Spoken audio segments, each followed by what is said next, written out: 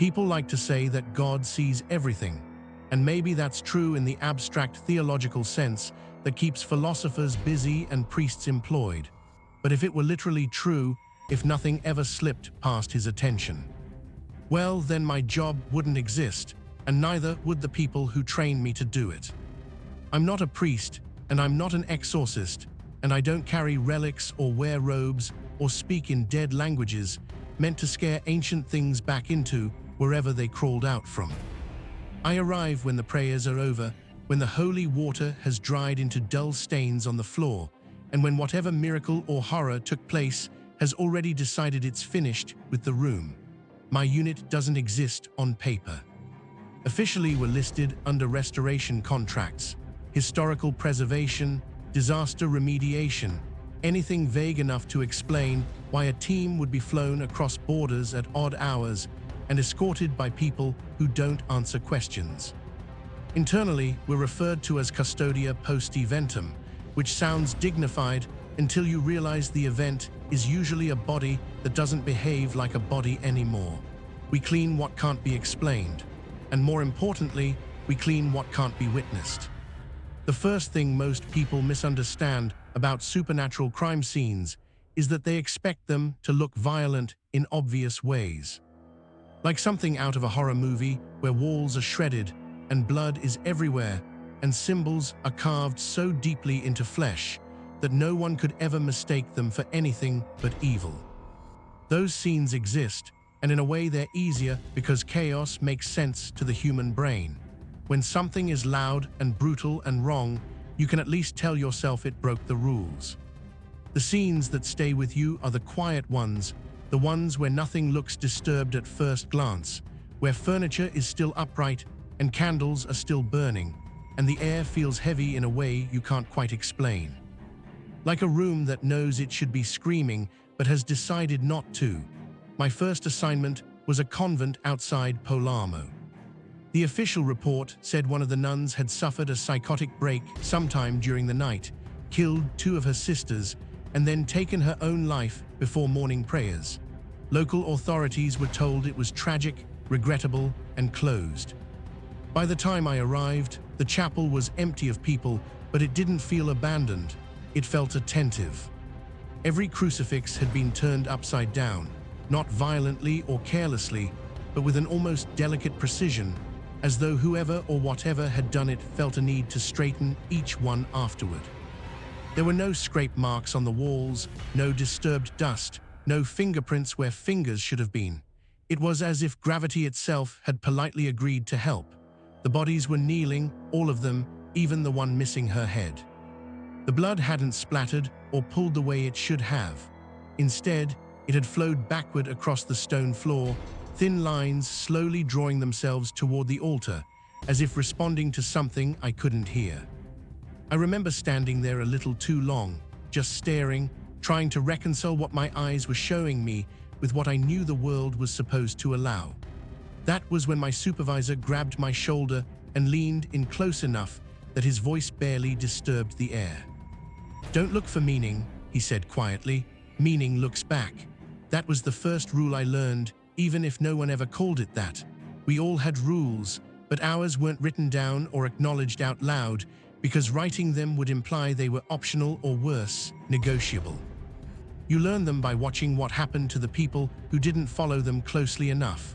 Never pray at a scene because prayer is what opened the door in the first place, and the door might still be listening. Never repeat the names you hear whispered, no matter how familiar or comforting they sound. If blood moves on its own, you burn everything without asking for permission. If you smell ozone mixed with myrrh, you leave immediately, even if the job isn't finished. And if a report mentions divine involvement, you do not ask which side was responsible. I broke that last rule once. I won't again. Most of our work involved possession cases, and there's a certain grim consistency to them once you've seen enough. Demons are impatient and crude, and they tend to tear rather than cut, leaving claw marks, shattered bones, jaws broken from screaming too hard, and eyes ruptured by pressure building where it was never meant to build. When they're forced out, they make sure everyone knows they didn't leave willingly. Those scenes are procedural. What no one prepares you for are the successful exorcisms. When something has lived inside a human body for long enough, removing it doesn't restore the space the way you'd hope. It leaves gaps, places where anatomy forgets what it was supposed to be. I've seen rib cages fused shut like hands clasped in prayer, mouths sealed from the inside with teeth melted smooth, and eyes replaced with reflective surfaces that weren't glass and definitely weren't natural. We cleaned, we sanitized, we replaced walls and floors and furniture, and we removed anything that might linger long enough to make someone ask the wrong question. Then we burned whatever was left. The case that finally broke whatever distance I thought I could maintain happened in Lyon. A family of 4. There weren't any signs of a struggle or forced entry, and there weren't any obvious possession indicators either. No symbols carved into walls, no damage to the home, no suggestion that anyone had tried to run. Just 4 bodies seated at a dinner table with their hands folded neatly in front of them and their heads bowed as if they'd been interrupted mid-prayer. They had been dead for 3 days. Something was strange, though. There was no rot or decomposition, no discoloration or swelling. There weren't any flies or insects or maggots, and the food on the table was still warm, steam rising gently from plates that should have gone cold long ago. The father's chest had been opened with surgical precision, his ribs spread apart carefully, almost respectfully, and whatever had once filled the space where his heart should have been was gone. On the wall behind him, burned directly into the plaster, was a single phrase written in Latin. I won't write it here. What matters is the classification stamped across the file when it was handed to us. Class 9, Divine Contact. I asked my supervisor what that meant, and for the first time since I'd met him, he didn't answer right away. He just stood there looking at the bodies like he was trying very hard not to see something else layered over them. Finally, he said it means we clean fast. We clean quietly, and we don't pretend we understand. There was something else in that room.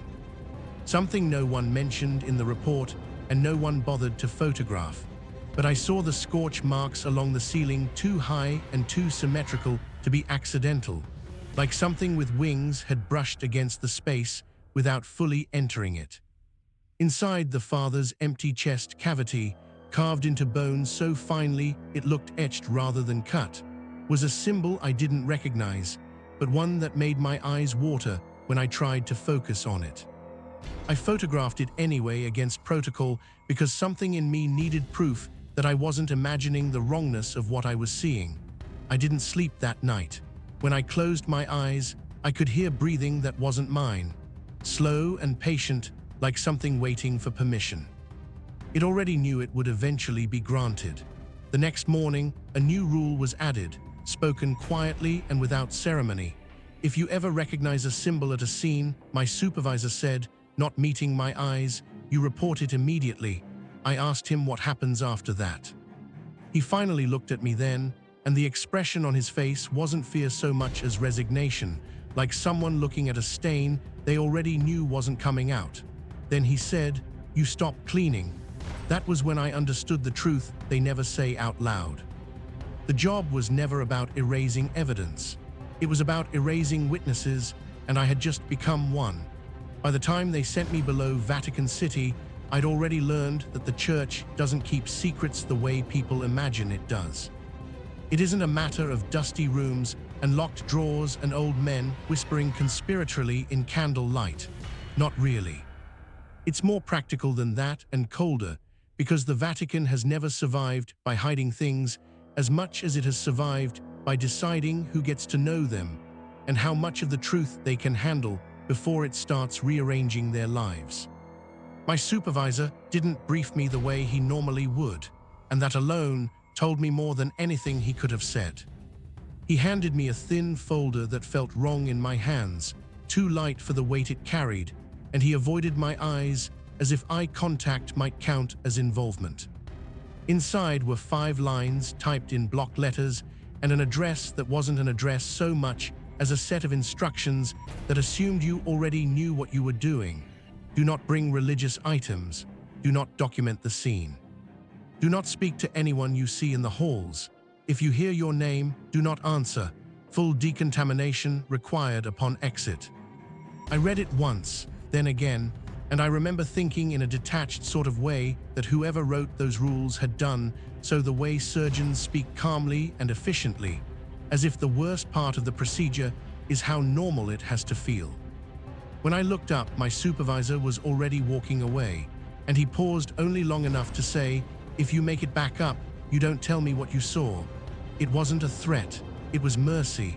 There are entrances beneath the Vatican that tourists will never see.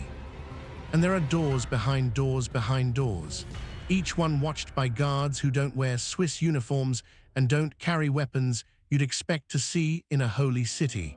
The deeper you go, the less anything resembles a place built for people. Because at some point, you stop descending into architecture and start descending into intent, into something designed to keep certain things in and certain things out. I passed through security without being searched, which should have comforted me, but didn't because it meant my presence down there was anticipated in a way that made my skin feel tight. A man senior I'd never met walked beside me in silence, his hands tucked into his sleeves, his expression composed, and every time I tried to catch his eye, he looked just past me like he was careful not to focus too sharply on whatever I was becoming. We rode an elevator that didn't have buttons. The doors closed, the floor shuttered gently, and we began to descend without any sound of machinery, which is the kind of detail you don't notice until later when you're trying to convince yourself you're misremembering. At a certain depth, the air changed. It grew cooler, but not in the way basement. It was a clean, deliberate cold, like the temperature in a morgue. And it carried a faint smell of stone and old incense, and something else underneath it that made the back of my throat itch like metal left too long in the sun. When the doors opened, the Mancia finally spoke. "This level is not part of the public record," he said, and his voice was steady, like he'd recited the sentence many times before. "You will not refer to it by name." "I don't know its name," I said, because it was the only honest thing I could offer. He nodded as if that was correct. "Good." We stepped out into a corridor that seemed to stretch farther than it should have, lined with pale stone and lit by recessed fixtures that gave off a flat, shadowless light. The floor was polished, but not reflective, and I noticed immediately that sound behaved strangely down there, as if the walls absorbed it a fraction too well. Even our footsteps felt muted, like the building was listening and didn't want to be disturbed. There were doors every few meters, all identical, all marked with small brass plaques bearing numbers and symbols that made my eyes slide away when I tried to focus on them. I didn't like the way my gaze kept slipping, like my brain had decided it wasn't worth the effort of understanding. "Archive?" I asked, because the folder had called it that. The Mancia's mouth tightened slightly, and for the first time, I saw something close to discomfort move beneath his composure. "Containment," he corrected, and then after a moment, "and record in that order." We walked for a long time, or at least it felt that way, because time behaves oddly in places that aren't meant to be inhabited. The deeper we went, the more the corridor seemed to narrow, not physically, but in perception, as if the air itself pressed closer to my shoulders. I caught myself holding my breath without realizing it, and when I forced myself to inhale, the air tasted faintly of dust and ozone. At an intersection, we passed a pair of heavy doors reinforced with metal bands, and on the stone above them, someone had carved a phrase in Latin that looked older than the corridor itself. I know enough Latin to get myself into trouble, and the words made my stomach turn when I translated them in my head. "Here is where the light is kept from leaking." I wanted to ask what that meant, but the Mancia was already moving again. And I had learned by then that some questions aren't unanswered because no one knows, but because the answer changes you in a way you don't come back from. We stopped at a door that looked like all the others, except the plaque beside it was blank. Polished brass without a number, without a symbol, without even a scratch. And something about that emptiness felt like a warning. The Mancia handed me a key, Not a card, not a code, but an actual key, old-fashioned and heavy, the kind you'd expect to open a cathedral crypt. "You will go in alone," he said.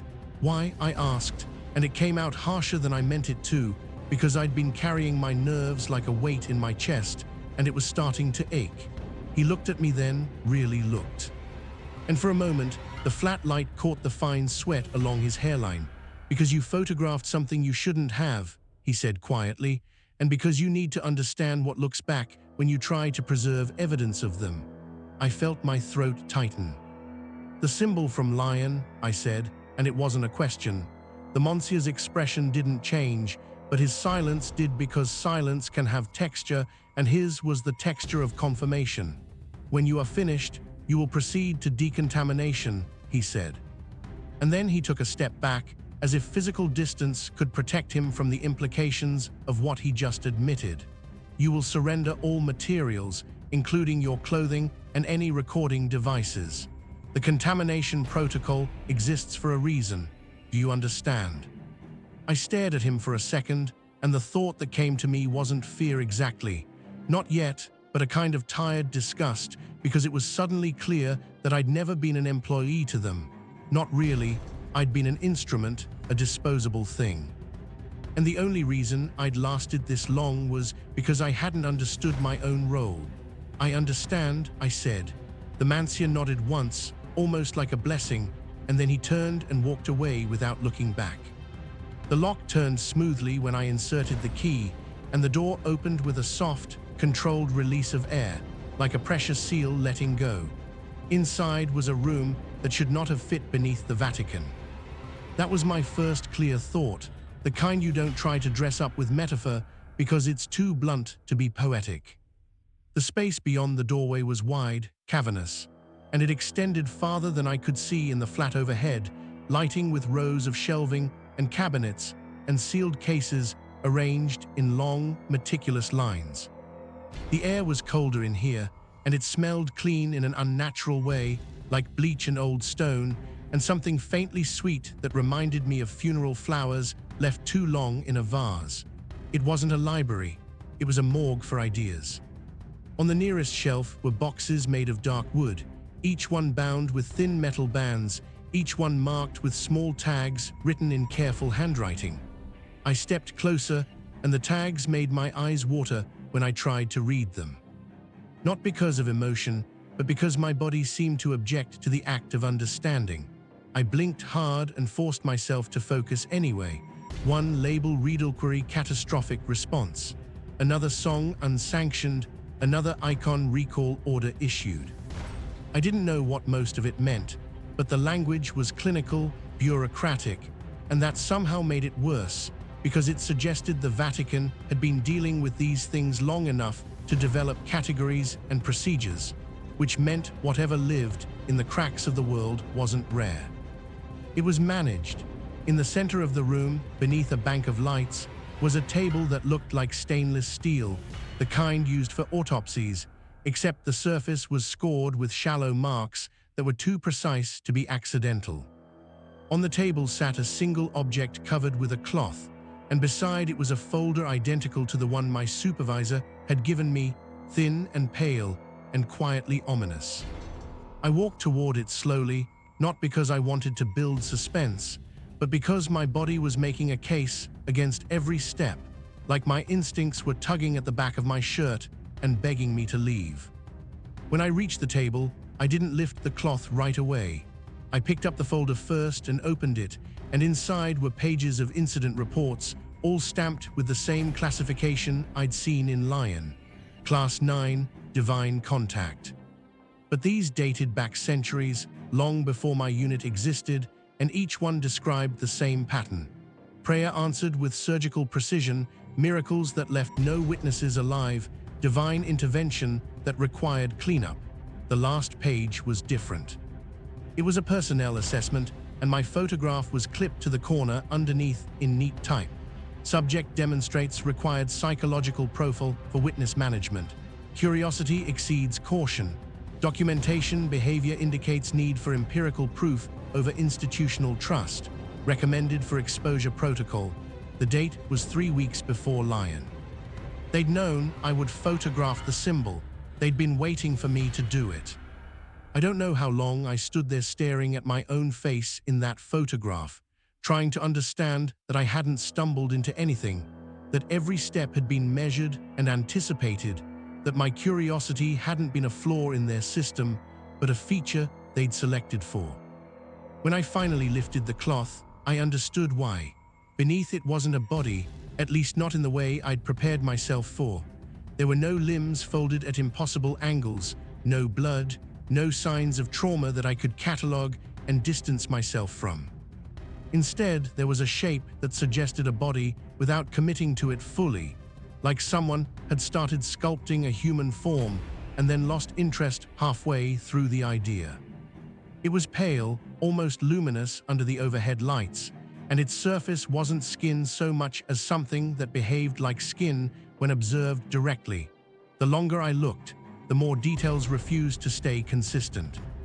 Features shifting subtly in ways that made my eyes ache, as if my brain was constantly correcting for errors that shouldn't exist. Its face was the hardest part.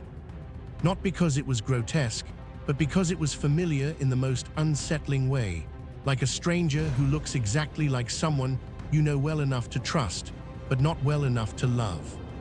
The nose was wrong, the mouth too still, the eyes unfocused in a way that suggested they weren't meant to see outward. They were meant to look in, and as I watched, very slowly, the eyes began to focus on me. I should have run. Every instinct I'd developed over years of cleaning scenes told me to move, to get out, to follow the protocol that had kept me alive this long. But I couldn't because the thing on the table had started to speak, and the voice wasn't coming from its mouth. It was coming from inside my head. Not thoughts exactly, more like meaning bypassing language entirely, pouring directly into understanding. You clean after us, it said, and the words carried weight, texture, history. You remove the discomfort. You smooth the edges. You make the story easier to believe. What are you? I managed, and my voice sounded thin and distant. We are what answers when the asking is loud enough, it replied. We are what fills the silence when faith demands response. I thought of the lion family, then of their bowed heads and folded hands. Of the way they died mid-prayer with beatific expressions frozen on their faces. You're not angels, I said. No, it agreed, and there was something almost gentle in the admission, but neither is what most believe listens when they pray. The throne has been empty a very long time. We simply maintain the system. The room felt smaller then, not because the walls moved, but because my understanding did, collapsing inward as the implications piled up faster than I could process them. Around me in the shelving, I could hear movement now, soft rustling sounds like pages turning. And I realized with a sick certainty that I wasn't alone with just one of these things. The entire archive was full of them. Different orders, different hierarchies, different fragments of what had once been whole. The Vatican knows, I said, because it was the only thing that made sense. They've always known. The Vatican contains it corrected. They learned long ago that faith summons, but it does not discriminate. Prayer opens doors, and what comes through is not always what was intended. So they built this place. They collect us, catalog us, study us, and they send cleaners like you to erase the evidence when we exceed our boundaries. From somewhere deep in the shelving, I heard something that might have been laughter, or might have been crying, or might have been something that predated the distinction between the two. The symbol I photographed, I said in lion. What was it? A signature, the thing replied. Proof that the response came from us, not from above. Every answer leaves a mark if you know how to look for it. The church has been reading those marks for centuries, sorting the genuine from the intrusion. Why show me this? I asked. Why not just kill me, or erase my memory, or whatever you do to people who see too much? The thing's eyes brightened slightly, and for the first time its mouth moved, curling into something that approximated a smile. Because a razor is inefficient, it said, and because you have the necessary quality. What quality? You bend, it said simply. Others break when they see us. Their minds fracture. Their faith collapses. Their sense of reality shatters and cannot be repaired. But you adapt. You question, but you continue. You're horrified, but you're still standing here, still trying to understand. That makes you valuable. I understood then what witness contamination really meant. It wasn't a death sentence. It was a recruitment. They weren't erasing me because I'd seen too much. They were exposing me because I could handle it. And if I refuse, I asked, though I already knew the answer. Then you leave here, it said, and you continue cleaning. But now you'll see the signatures everywhere, in every scene, in every miracle, in every answered prayer. You'll know what's really responding, and that knowledge will hollow you out from the inside until there's nothing left but the awareness that everything you believed was a carefully maintained lie. The thing on the table shifted slightly, and I noticed for the first time that it was bound to the surface with restraints I couldn't quite focus on, as if even here, even catalogued and contained, the Vatican wasn't certain of its cooperation. Or it continued, you accept what you are now, you become part of the system, you learn to read the signatures, to recognize which of us has transgressed, to clean only what threatens exposure. You help maintain the machinery of faith, knowing it runs on something other than what the faithful believe powers it. That's why you called them infractions, I said, remembering the clinical language in the reports. You're not evil, you're just unauthorized. Precisely, it said, and something in its voice suggested satisfaction, like a teacher pleased with a student's understanding. Hell is myth, heaven is memory, what remains is us, and the structure we've built to sustain the expectation of divine attention. Sometimes one of us forgets the boundaries, acts too precisely, leaves too clear a signature. When that happens, you clean, you preserve the ambiguity, you protect the system. I stood there for a long time after it finished speaking, trying to reconcile what I was being offered with what I thought I'd been. And the worst part was that it made sense. Horrible and clean and logical. They hadn't brought me down here to punish me for photographing evidence. They'd brought me down here to show me what I'd photographed so I could learn to recognize it in the future. From somewhere above, I heard footsteps, multiple sets, approaching with the measured rhythm of people who knew exactly how long I'd been down here and exactly how long the exposure should last. The decontamination protocol wasn't about removing physical contamination. It was about removing any proof of what I'd seen, so that if I ever tried to tell someone, I'd have nothing but my word. The thing on the table watched me with eyes that were almost sympathetic. They're coming to collect you, it said. When you leave this room, you'll have a choice to make. You can report what you've seen and be removed from service, or you can accept your new role and become something more useful than a cleaner. What's the third option? I asked. It tilted its head, curious. There isn't one, it said. There never is. They didn't drag me out of the room, and they didn't restrain me, which I think was the first real confirmation that the choice had already been made long before I stepped beneath Vatican City. The door opened quietly behind me, and the men who entered didn't rush or shout or treat me like a liability that had slipped containment. They moved with the careful certainty of people completing a step in a process they trusted. No one looked at the table. No one acknowledged the thing beneath the cloth, though I'd pulled it back down before they entered. They didn't have to. This way, one of them said, and his voice was professionally neutral, like a nurse guiding a patient to post-operative recovery. They led me through a different corridor to a clinical white room with drains in the floor and shower heads mounted at precise intervals. Signs on the wall outlined decontamination procedures in 6 languages, though the instructions were vague enough to be useless, referring only to exposure protocols and material surrender. I stripped as instructed and stood under scalding water that smelled faintly of chemicals I couldn't identify, while 2 attendants in sealed suits collected my clothing with long tongs and placed everything into a metal container that sealed with a hiss. My camera was gone. The photograph I'd taken of the symbol was gone. When I asked about it, neither attendant responded. After the shower, they gave me new clothes identical to what I'd been wearing and led me back to the elevator in silence. The mancia who'd brought me down was gone, replaced by a different priest who handed me a new folder without making eye contact. "Your next assignment," he said simply. I opened it on the ride up. Inside was a location in Prague, a Class 9 designation, and a note in the margin written in precise handwriting. "Document all signatures observed. Report findings through secure channels. Discretion essential." I understood then that I'd made my choice, or more accurately, that they'd made it for me the moment they selected me for exposure. I wasn't a cleaner anymore. I was a curator.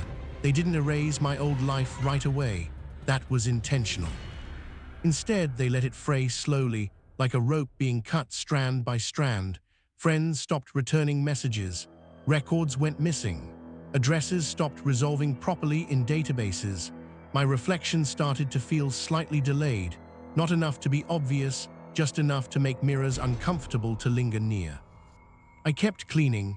That was the cruelest part of it, I think, because the job itself didn't change all that much.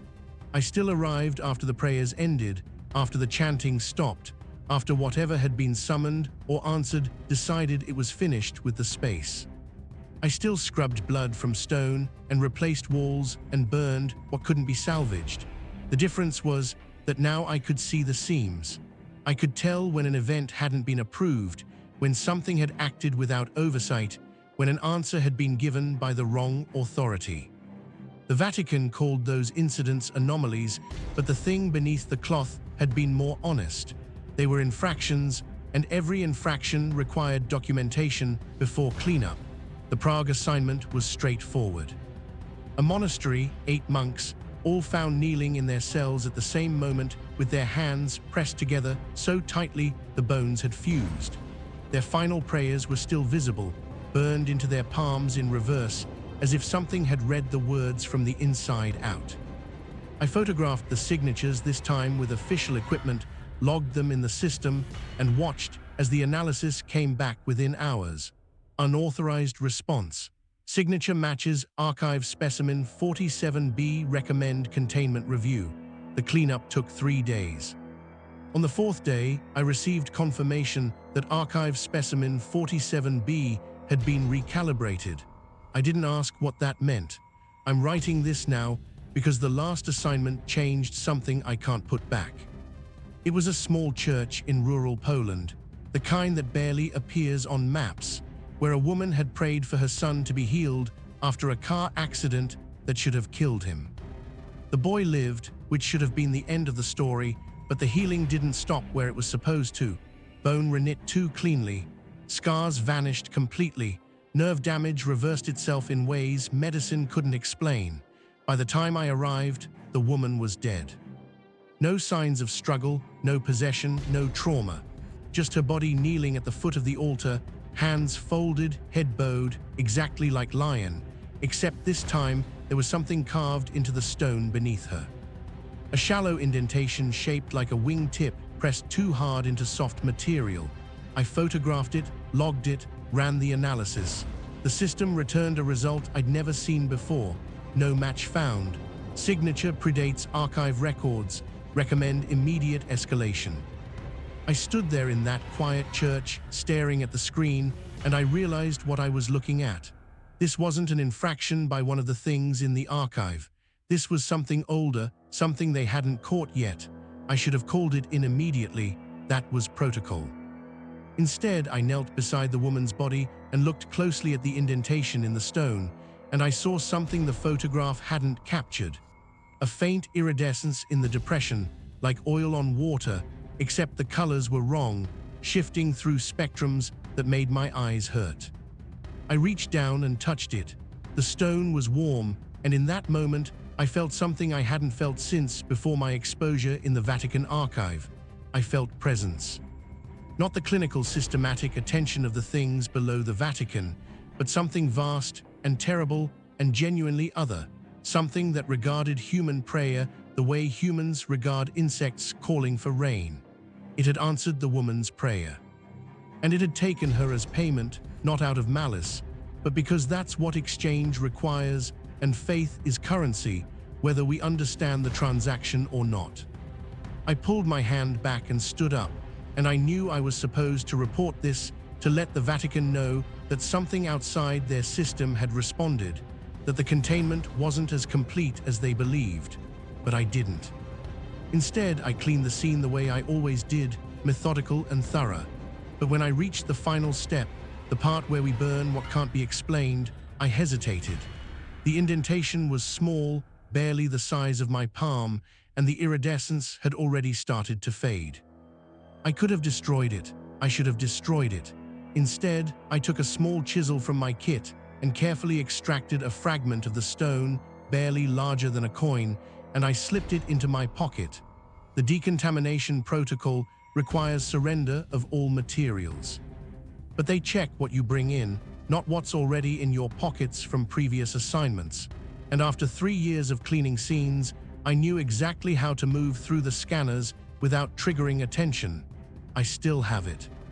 It sits on my desk, now under a glass case I built myself. And sometimes late at night, I can see the faint shimmer of colors that shouldn't exist playing across its surface.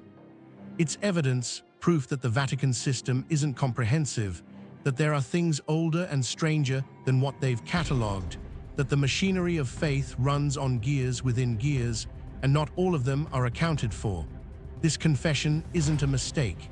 It isn't a breakdown. It's a calculated risk, because I know how this ends if I stay silent.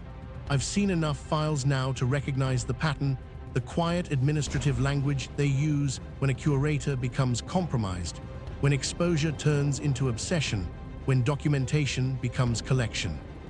But if you're reading this, then something went wrong for them, or right, depending on your perspective, because awareness spreads differently than belief does.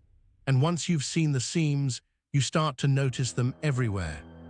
In miracles that feel too precise and disasters that arrive with suspicious timing, in prayers answered too quickly and saints whose intercession leaves signatures. Pay attention to what answers you. Pay attention to how quickly they come. And if you ever find yourself standing in a room that feels too calm, too intentional, too arranged to be an accident, remember this. Hell leaves chaos. Humans leave guilt. Heaven left a long time ago.